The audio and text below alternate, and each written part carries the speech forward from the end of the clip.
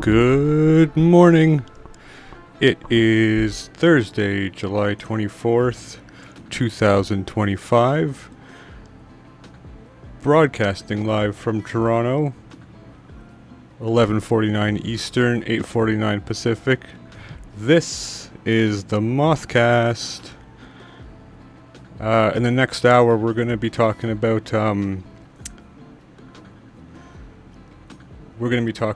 a couple things. There's a decision expected today in the trial of the Hockey Canada players. The sexual assault trial against the Hockey Canada players. A decision is expected to come down today if it hasn't already. As well, we have a new a ruling from the UN on kind of the state of things regarding the climate crisis, and we'll have a look at what Canada's been doing in order to kind of combat the ongoing climate crisis. Some of the spending that Canada has done. Blah, blah, blah, and threats against candidates running in the by-election at Battle River Crowfoot in Alberta, the riding that Pierre Poilievre is running for to get his seat in Parliament, so he can actually sit as the Conservative leader.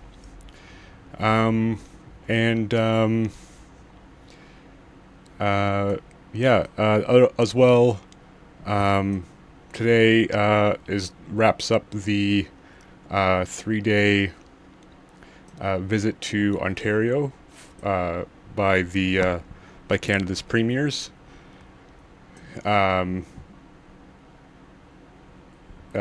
who started on Monday, and we're meeting with some indigenous groups here in Ontario, particularly the issue that the indigenous folks have that were expected to bring up was regarding Bill C-5, what we talked about, I think it was on Tuesday, about how part of Bill C-5 means the government has more unilateral power to declare special economic zones or infrastructure projects that are in Canada's economic interest, however that gets defined, which means that things like consultations with indigenous folks who are particularly impacted by things like pipeline projects would be overridden. And then as well, reporting has been coming out from the Global Project Against Hate and Extremism.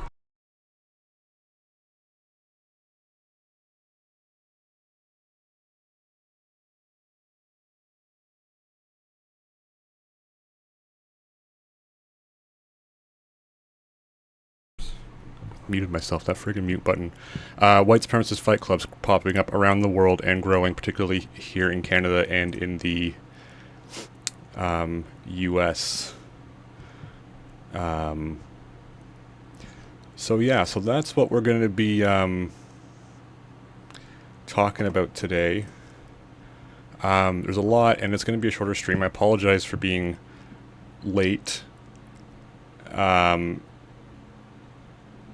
Had a bit of a hectic morning. I had to make an emergency run to the store for breakfast supplies. And so, I'm a little late. So we'll be here till about 20 after.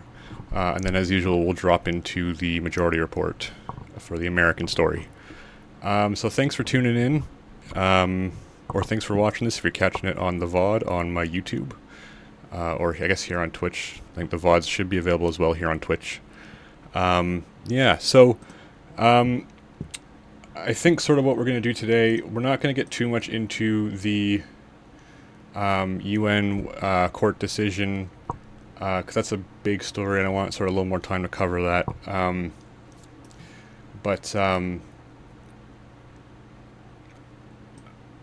I think the main thing I just wanted to sort of touch on a little bit uh, was the premiers just meeting with indigenous groups today, or having wrapped up their tour of Ontario, and having met with indigenous groups here. Um, they gathered here in Ontario, up in our cottage country at Deerhurst Resort, and the main thing that is at issue, like I mentioned at the top there, is Bill C-5. We talked about it a bit on Tuesday in regards to sort of the voting record of some of those NDP candidates, Don Davies and Alexandre Boularice. Just that part of Bill C-5 means that the government has sort of more unilateral control to declare special economic zones, and override certain regulations, or assessment requirements in that case. And how a special economic zone is established, or what counts as being most in Canada's economic interest, is vague, it seems, maybe intentionally so. So, yeah, there is a court challenge right now that 9 Ontario First Nations have filed, in regards to in regards to that fact that that they're supposed to be consulted. There was in 2019, the Liberal government passed Bill C-69, which some conservatives were calling the anti-pipeline bill, which was just a bill that just sort of clearly defined and updated kind of some of the impact assessment studies that had to be done for infrastructure projects like pipelines. I believe that did include consultation with indigenous communities who would be impacted by infrastructure projects like pipelines. And then now Bill C-5 is sort of walking that back a little bit. And so that's sort of, I think, the gist of kind of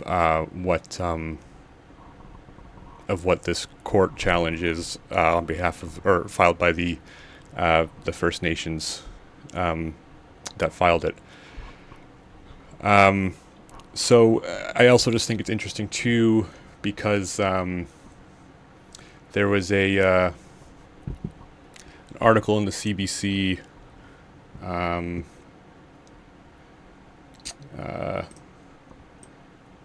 that was just sort of talking a bit about how kind of Danielle Smith, Premier of Alberta, how her rhetoric has sort of changed regarding the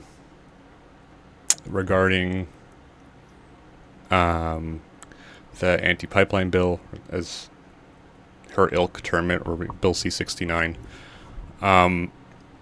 and which was just called the Impact Assessment Act. And her rhetoric had been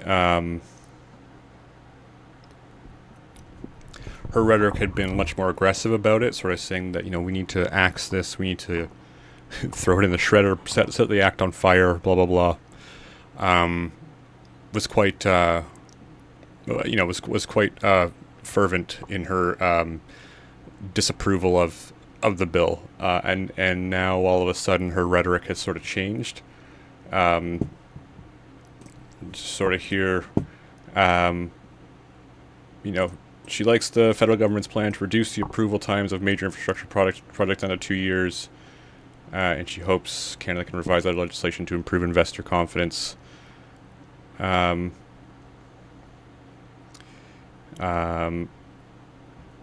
was something else here that was just sort of had some quotes from her previously.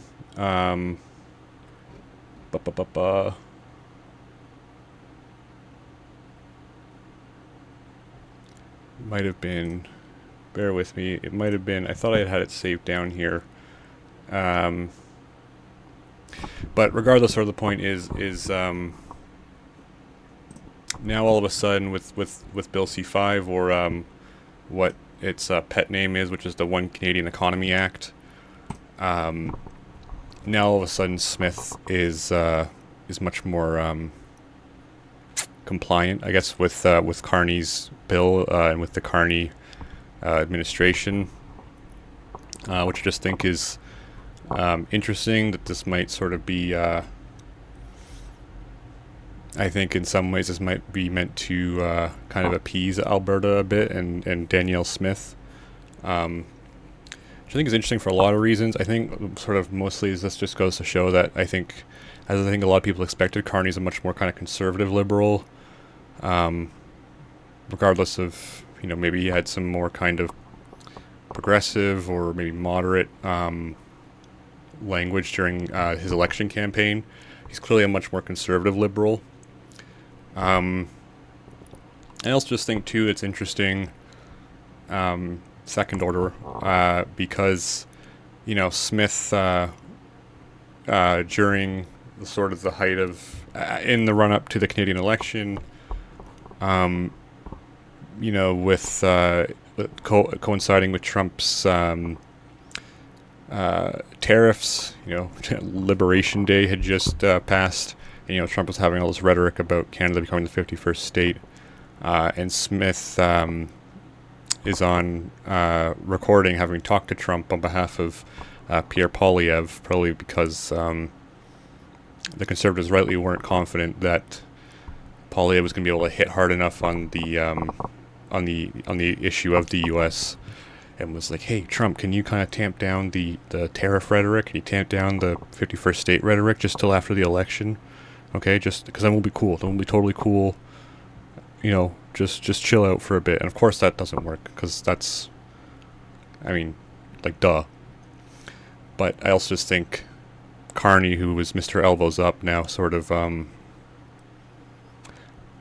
I think, making what at least in part seems to be some kind of concession with Smith for Alberta, I think is interesting.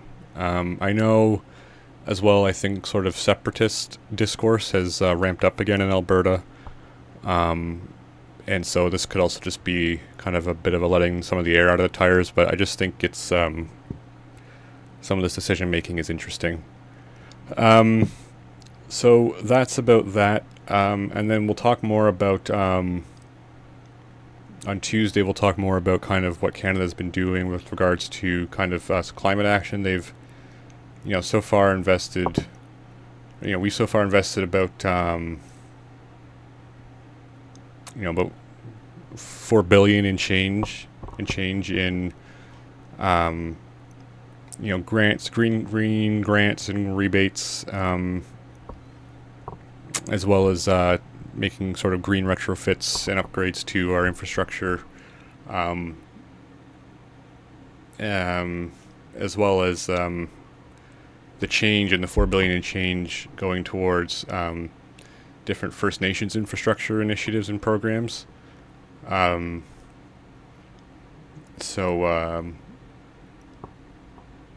we'll talk a bit more about that on Tuesday, but sort of the main takeaway there is that the UN has sort of said that, has reaffirmed or just sort of underscored that the climate crisis that we're facing is an existential threat, and they're going to start, they want to be more aggressive on nations who continue to pollute, and that there was a quote from the ruling that was something like, no longer can, polluters pollute with impunity, that kind of thing. So we'll talk about that a bit more on Tuesday. The other thing as well, mentioned at the top there, is we're expecting to see a ruling in the Hockey Canada trial today. As some of you may know, the closing arguments in the trial wrapped up in mid-June, just a couple weeks ago, or I guess like a little over a month ago now. And so we're waiting to see kind of how that comes down. It may have already come down. at the time of this stream. Not sure, but I think what is interesting is what I wanted to highlight was at the outset of the trials, not even just in like jury instruction before or before kind of the ruling came down. I believe this is a jury trial. I should actually confirm that just to make sure, because no, sorry. So Justice Maria Carroccia will deliver her decisions today in the world. So it's a judge only. It's not jury trial. Regardless, at the outset of the trial, she did kind of underscore that this is a trial about what is and isn't consent, that's what's at issue. And I think that's important because with sexual assault or any kind of sexual misconduct charge that makes it to trial, often the defense's tactic is to kind of run a character assassination on the witness. Stuff that we've all heard before about, were they asking for it? They never actually said no. They changed their mind mid-act, whatever. Boys will be boys, all that kind of crap. And so to try and discredit the witness, basically. But I think what was good is the judge sort of said, this is about what isn't consent. And sort of being kind of clear that non-consensual is more than just or like non-consensual or not giving consent does not just mean they didn't say no, or is not only limited to saying no. That there are other ways that consent is given or not given beyond just yes or no. So I think that will be interesting, and I hope that means that we'll see kind of a just outcome for the for the victims or survivors here. So yeah, we're waiting to see.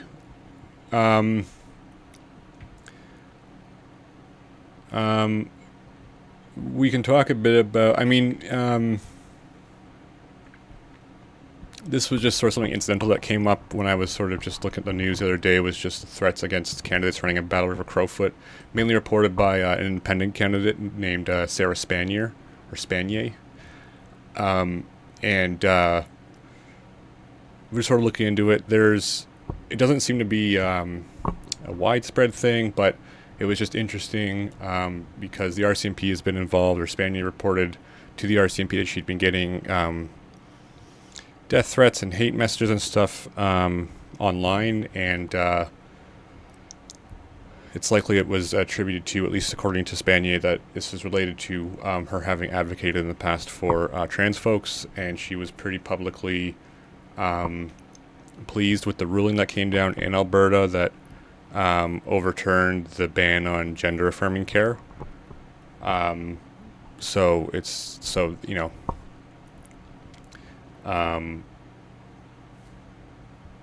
yeah, it's, what else would it be? Transphobia. It's like, it's always folks whose brains have melted from transphobia who just, yeah, this is why your kids don't talk to you anymore, because you send candidates in by-elections death threats for just saying, hey, that really gross ruling that specifically meant to harm and be cruel to trans people and trans youth. Glad that that's not a thing. And for some, and then yeah, the transphobes brains melt down and they come out and turn into just absolute demons. So that's what's sort of going on there. But the main thing I just sort of wanted to talk about a bit here, which was interesting. There's been some reporting on it already. Like I said, I believe. Like this was an article in the CBC. I know I've seen Rachel Gilmore over on Instagram talk a bit about this. But there has been this development over the last sort of 2-ish years, since about 2023, which I believe was at least when the original report from the Global Project Against Hate and Extremism was published. Yeah, in October 2023, which was a report talking about kind of the spread of these, what are called active clubs globally, and how this sort of decentralized network of neo-Nazis is organizing and operating.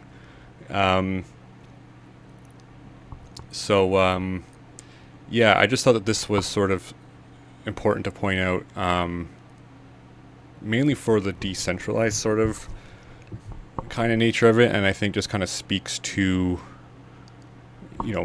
just further speaks to kind of the times that we're in. I think we're seeing a very kind of stark and aggressive, rise and uptick in like fascism, but specifically Nazism. That's all kind of, that encompasses all the sort of like uptick in, xenophobic rhetoric.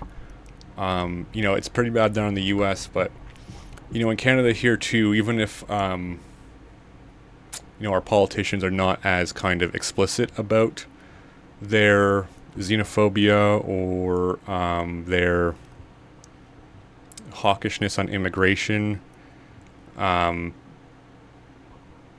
while they definitely are. You also just see it in the kind of the discourse among folks whenever immigration has come up, or any kind of like, anecdotally I see it whenever folks I see it on stuff online about how bad traffic is here in Toronto, how hard it is to find housing. Folks are falling into a lot of the same traps of blaming immigrants, particularly immigrants from the Middle East and India. And so now it's sort of, this is kind of this development of these fight clubs, these neo-Nazi fight clubs, I think is very it's not surprising given the situation that we're in, given the kind of zeitgeist that we're in. But nonetheless, it is quite alarming. The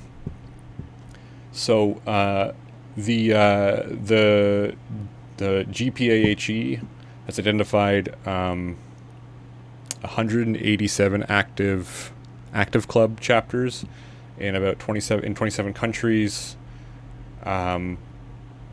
This year, I think this is in 2024.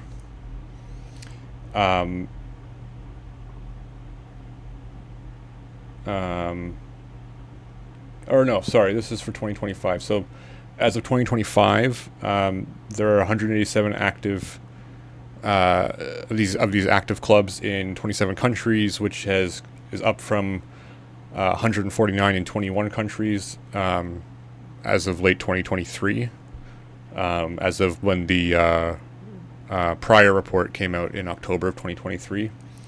So it's grown about 25%. And I think this is interesting as well.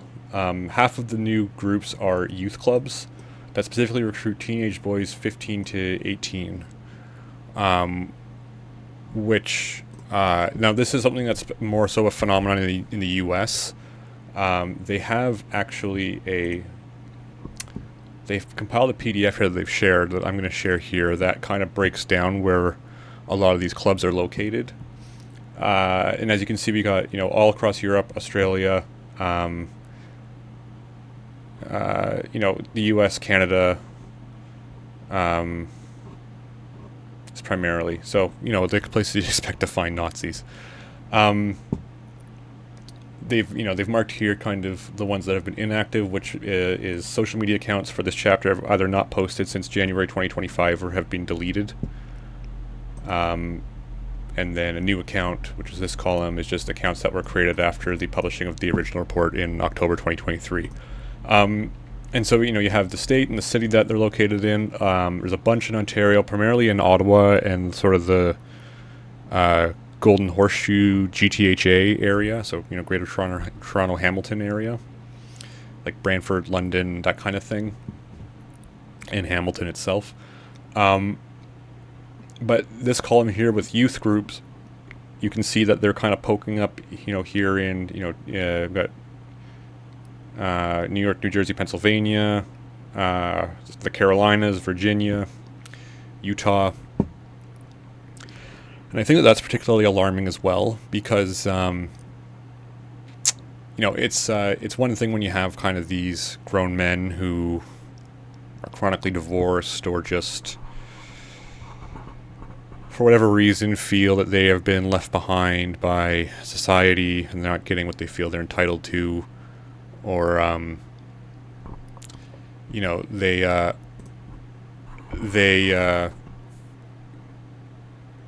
you have a lot of folks that come back from the military that don't know how to adjust to society and feel like they don't have a sense of purpose unless they're fighting an enemy, and so they're easily goaded into kind of crap like this. But I think what's really I think alarming development in the last sort of 2 years is that there's now this focus on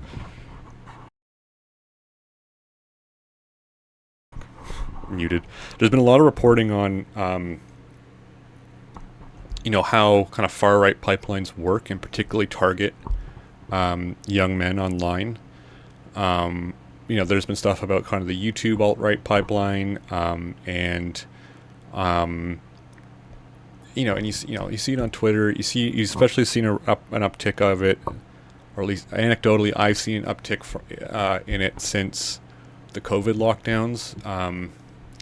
I think part of it is just having been inside, our only kind of our primary mode of connection with the outside world was the internet. And you have that connection mediated by algorithms that are these, money-making machines that are designed to push out the stuff that gets the most eyes and engagement on it to generate value. And what tends to get the most engagement is rage bait. And rage bait tends to be stuff like public freakouts, public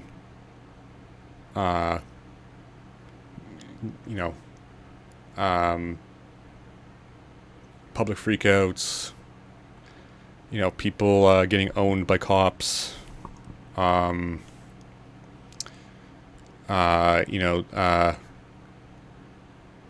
immigrants or people like non-white people just wanting sort of, basic rights, or just people wanting rights for people.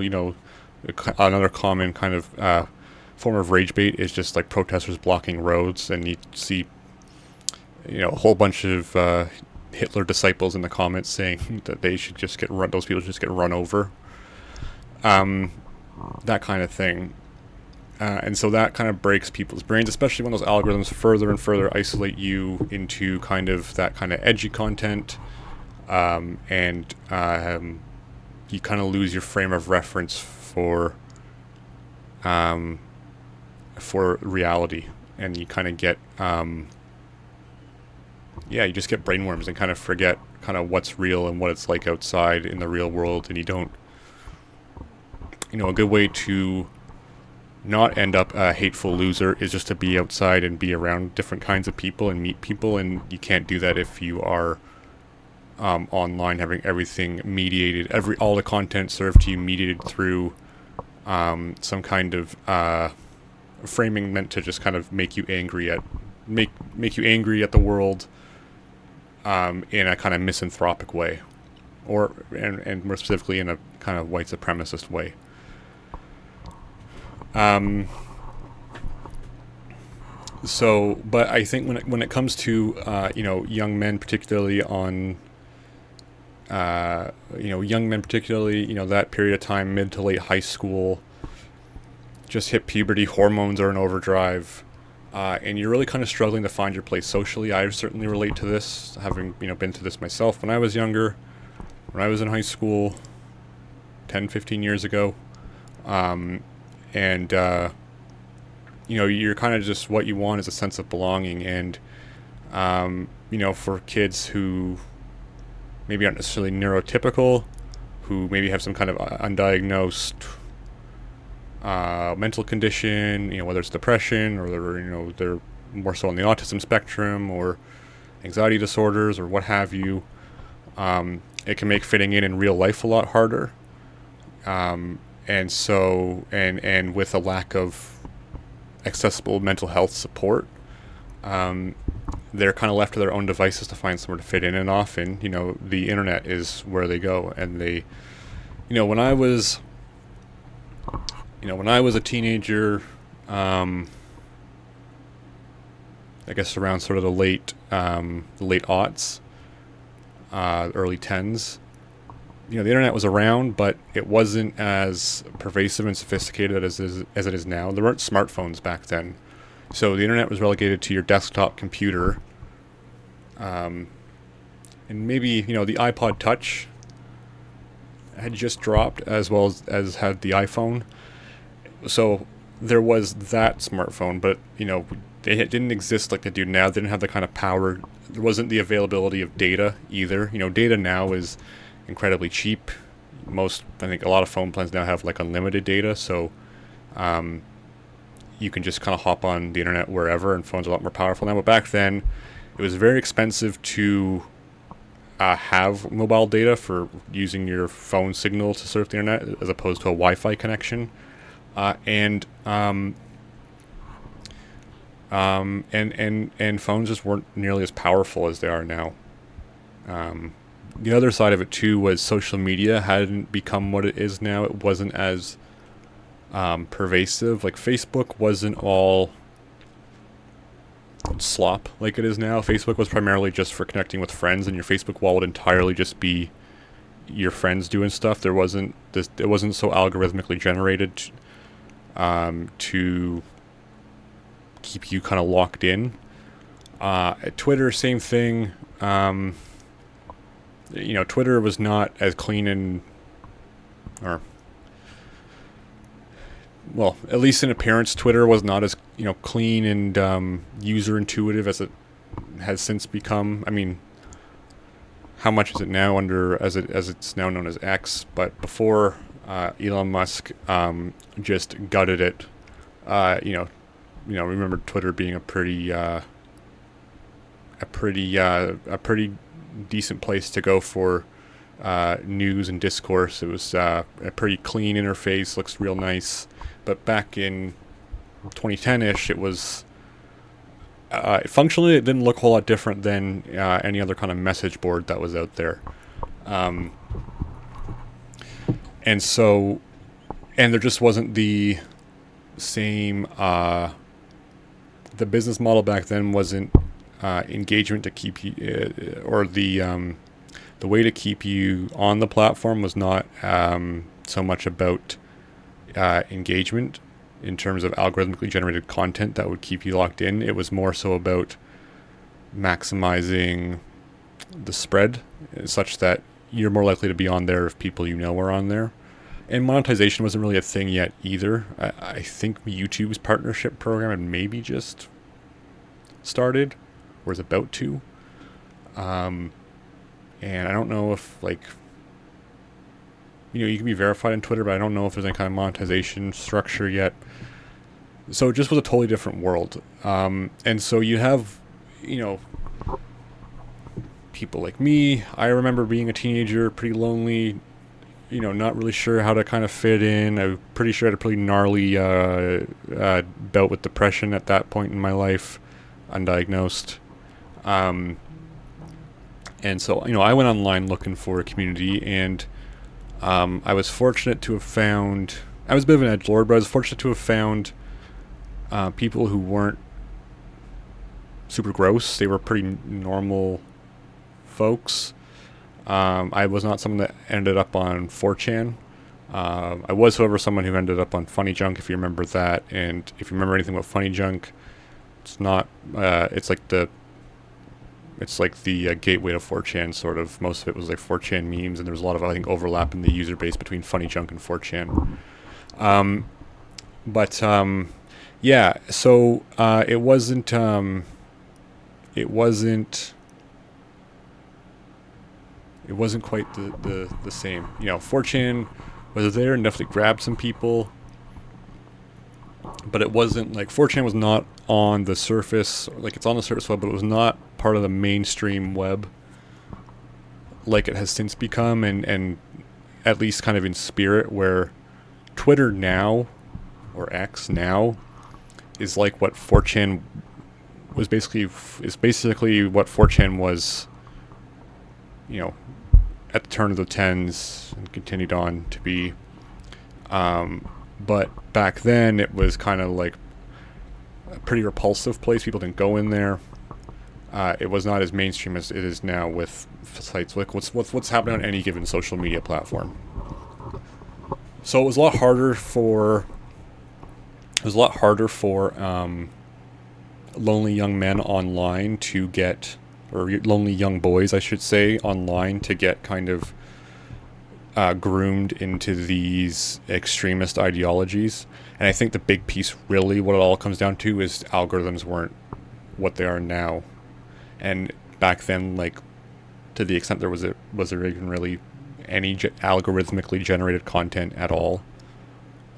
Besides, like, just like the idea of a discover feed was not really a thing, or like a For You feed was not really a thing. It was all just a following tab, to put it that way. But now it's much easier to, and even sort of starting kind of middle to tens, it became a lot easier for young boys who are online with no kind of, they haven't really sort of developed their media literacy. They haven't really developed kind of a full awareness of the world and the people in it, that kind of thing. And so, bit of a lag there, but I think we're okay. There hadn't been a sort of full development. There's not a full development of the brain, right? And by the mid tens, that's when YouTube started using more. YouTube content became much more algorithmically served to you, and so you would often start, as I did, with like anti-SJW content, blue-haired liberal freak out, whatever, feminist gets owned, with facts and logic, and then that turns into, or it might even just be like, or any kind of public freak out turns into feminist owned, turns into religious person freaks out, or Christian has a meltdown about people not going to church or whatever. That atheist kind of style content turns into and then you start getting served stuff from Milo Yiannopoulos, who, believe it or not, was a big name at the time in Gamergate right-wing circles. Ben Shapiro, I think, was just sort of taking off then. Who else was like, folks like those. I'm trying to think who else was like a big. I don't think. I think it was like Milo Yiannopoulos, Ben Shapiro. Charlie Kirk would come a little later, and of course like Candace Owens and Blair White. Who am I missing? Anyways, who are much more, these more explicitly right-wing figures with their podcasts or their video essays or whatever, who, with sort of the goal being, what the hell's going on with my hair? With sort of the goal being like, hey, we get that you're mad at the world and that you hate the people in it. We're just like you. We feel you. We understand your frustrations. Come join us. Come join us over here. We have funny memes. We're no politically correctness here. we're gamers. We like games with big titties in them. Come here. And then you sort of go down that pipeline, and you get more into, Western chauvinism. How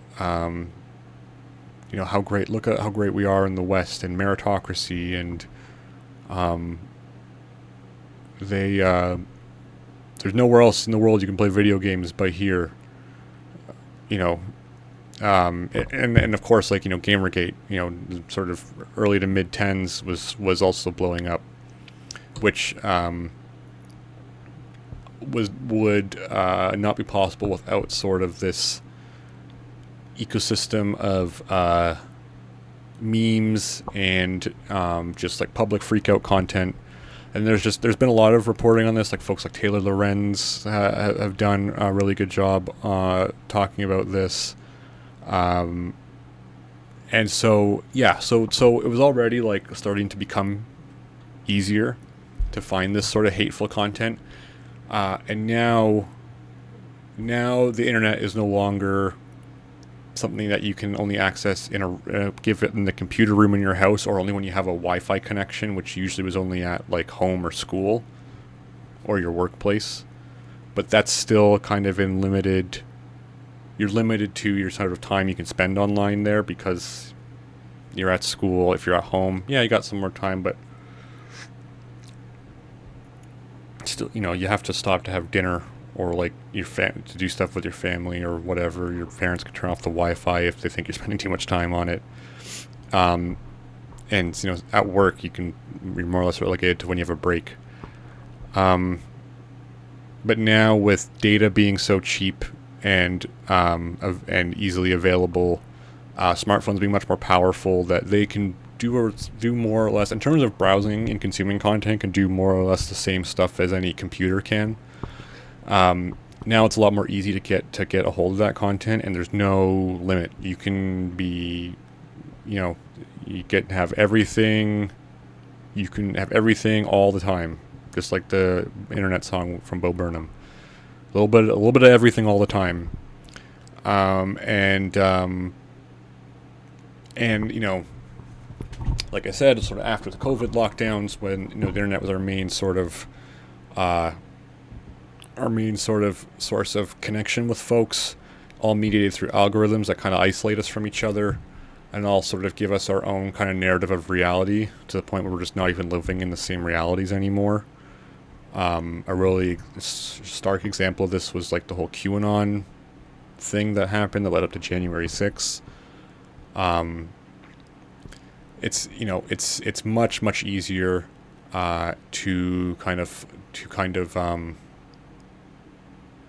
to get groomed by these kind of folks online,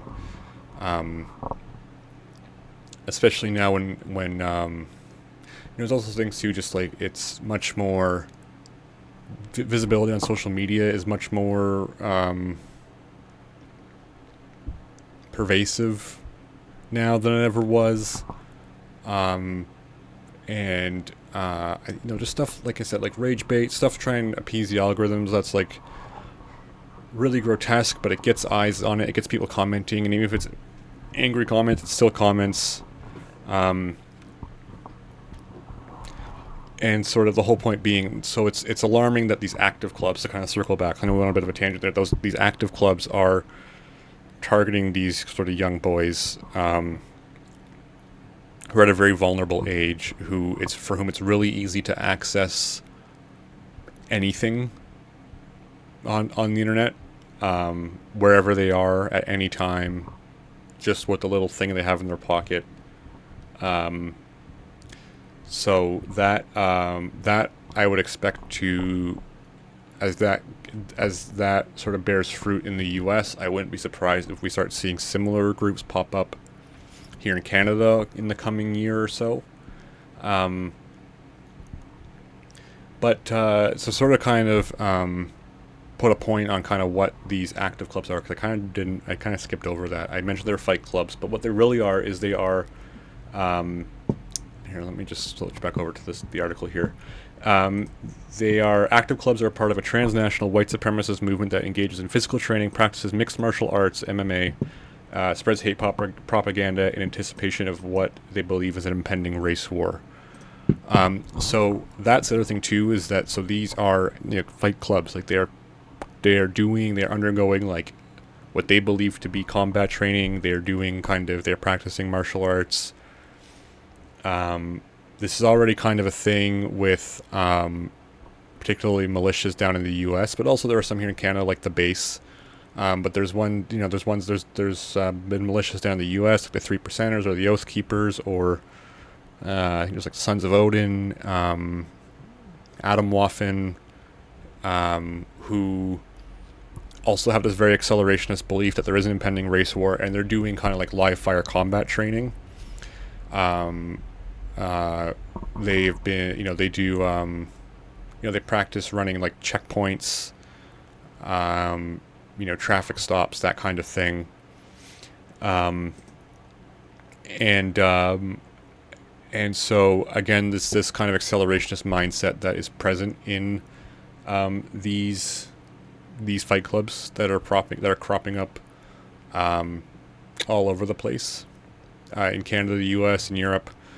It's this belief in this accelerationist belief that there is an impending race war that has been the impetus behind things like attacks on substations or power stations down in the U.S., where you have groups like the Proud Boys who will go to power stations of small towns and shoot them up to knock out power, believing that will be like the tipping point for bloodshed. And so you have this kind of similar thinking now breeding and finding root in these fight clubs here. And what they're essentially doing is they're training, domestic terrorists. They're training white supremacist domestic terrorists.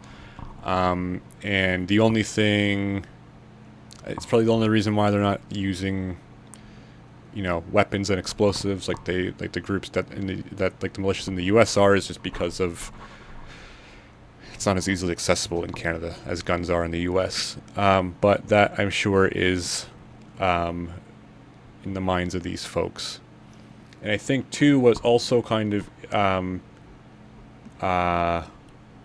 worth noting is how insidious this is, that it's not like they are like just setting up their own gyms, at least not necessarily, because there was in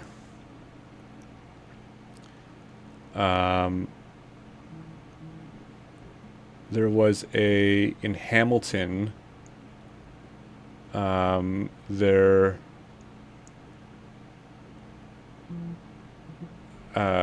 there was a reaction from a guy who owns a gym,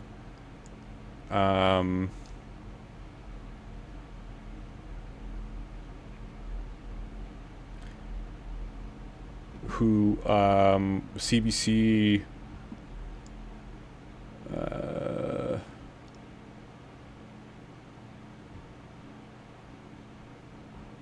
where was that quote? I was certain it was in this CBC article here.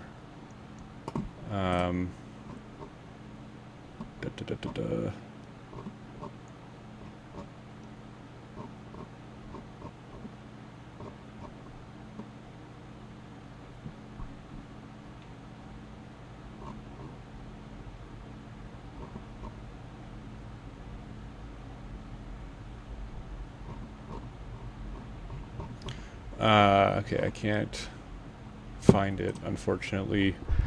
The perils of being a one-guy operation here.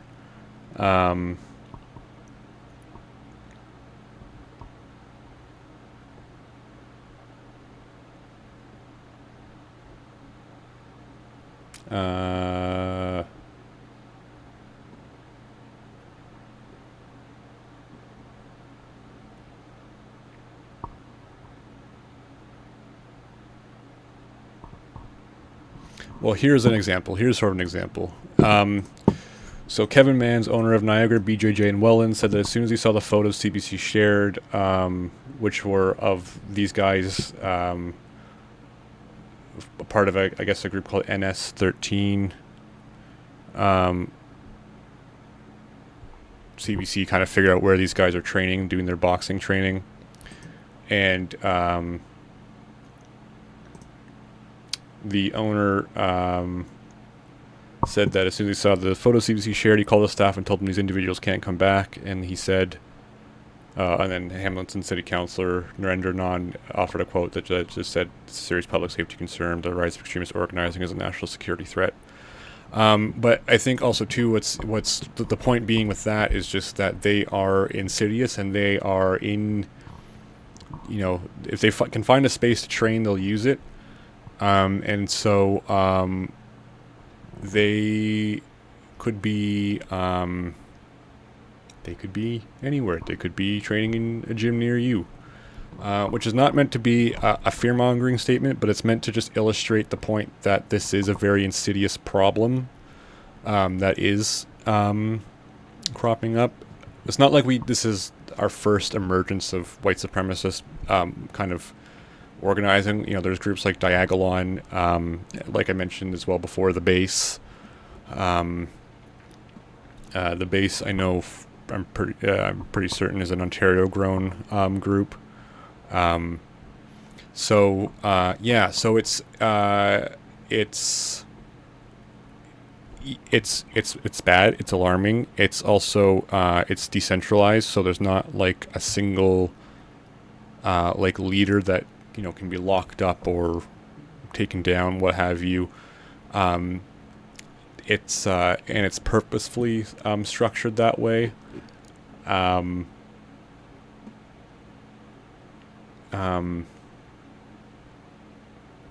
if it wasn't purposely structured that way, it's purposefully kept that way because it's much harder to combat a decentralized mobilization of militants, basically. I think too, the last point I just want to hit home on here is the founder of the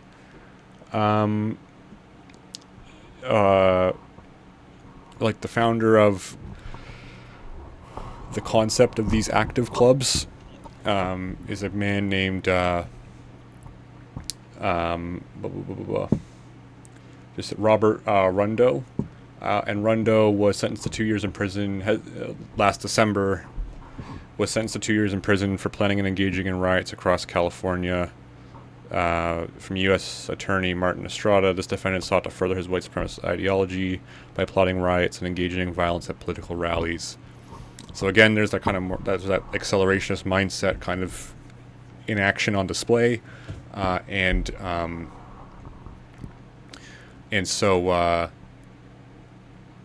thought that would just be good to cover kind of this this episode.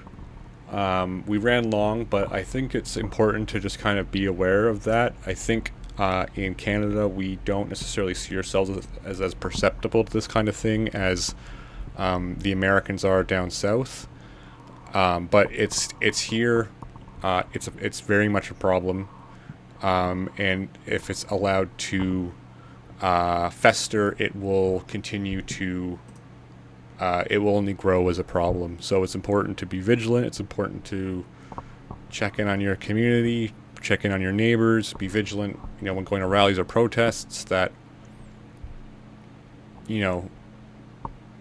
these guys are around, they're there, and they are, when they're not trying to recruit, they're trying to cause chaos. They're trying to incite violence. And so to just be aware of yourself and those around you who would be vulnerable to or maybe targets of this kind of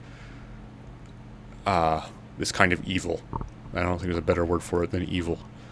So that's where we're going to wrap it up for today's stream.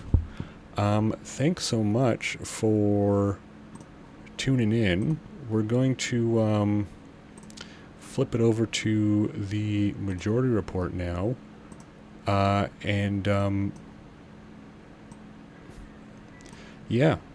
so much for tuning in. We'll be back here on Tuesday at 11 a.m. we'll talk more about the UN decision that came down, or the UN ruling that came down on the climate crisis. I hope you all have a good weekend, and we're going to flip over now to the majority report for the American story. So thanks so much, and we'll see you next time.